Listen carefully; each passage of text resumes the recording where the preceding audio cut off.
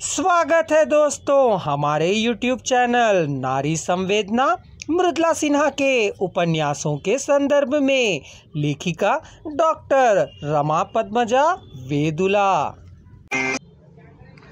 रेखा और महिमा शालिनी को अभ्यास के लिए मुख्य भवन के पीछे टहलाने के लिए ले जाते हैं। यूनुस मियाँ नमाज करते रहते हैं। बीच में शालिनी जरा फिसल जाती है। यूनुस भाई चिल्लाते हैं, नर्स इन्हें संभालो। दरअसल नर्स को नर्स बहन कहना संस्थान का रिवाज था। शालू पास आकर यह बात बताती है और कहती है, मेरी दादी भी बार बार ऐसे पाँवों की हरकत देखकर कहती थी कि तुम अपने पाँवों को ज़रा आराम दो, वरना तुम्हारी सास भी तुम्हारी चाल ठीक करेगी। बड़े चंचल थे मेरे पाँव, यूनुस भाई कहकर उदास हो गई।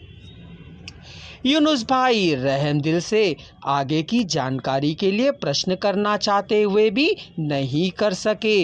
नर्स बहने शालू को वहीं पर थोड़े देर के लिए बैठाकर वे बेगम साहिबा के पास जाते हैं। शालू अपना परिचय देती है, मैं बिहार की रहने वाली हूँ, मेरा नाम शालिनी है। शर्मा चाचा जी को रोज वहाँ आते हैं, वे ही मुझे यहाँ लाए हैं। मेरे पिताजी शर्मा चाचा जी दादाजी अच्छे घने मित्र हैं। मेरे दोनों पाँव गंगा मैया ले गई हैं। भैया थी लेकिन उनका क्या दोष, उन्हें मेरे घर से अलग करने वाला तो स्टीमर था। स्टीमर और डक के बीच मेरे दोनों पाँव आ गए थे। संवेदनशील शालिनी अपने दर्द को कहीं भी प्रकट नहीं की। शर्मा जी और दादाजी की बातें चलती रहती हैं। बातों बातों में ही दादाजी ने शर्मा जी को पकड़ लिया कि शालिनी के पति ने शादी कर ली है।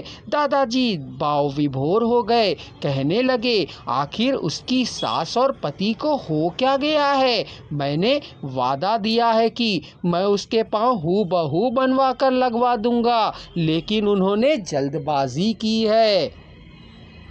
अब शालिनी का क्या होगा, उसे यह जानकर आहा उसके दिल पर क्या गुजरेगी। उसका भविष्य तो अंधकारमय हो गया।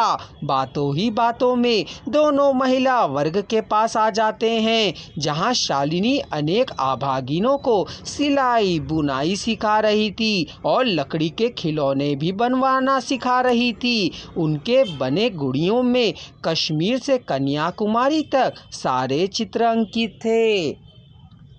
संस्था में आकर शालू स्वयं गुड्डे गुड़ियों का कार्य कर अपने सर पर लिया था। उनके नाजुक हाथों से बने गुड्डे गुड़ियों को शालिनी अपना रंग भरकर जीवंत करती थी। उसका यह काम सभी को पसंद आया।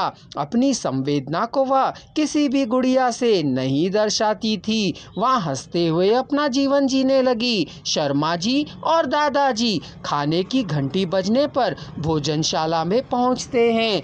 दोनों के बीच यूनुस की बातें छिड़ जाती है। कभी इलाहाबाद स्टेशन पर मिले शर्मा जी के पूछने पर कि आप हमारे साथ चलिए, पाँव बनवा देंगे, उसने यह क्या कह गया। ऊपर से नीचे तक घूरकर ना जाने कैसी शंका। यूनुस के हाथ पांव दुर्घटना में कट गए। वह तो अपनी मौत भी नहीं मर सका था।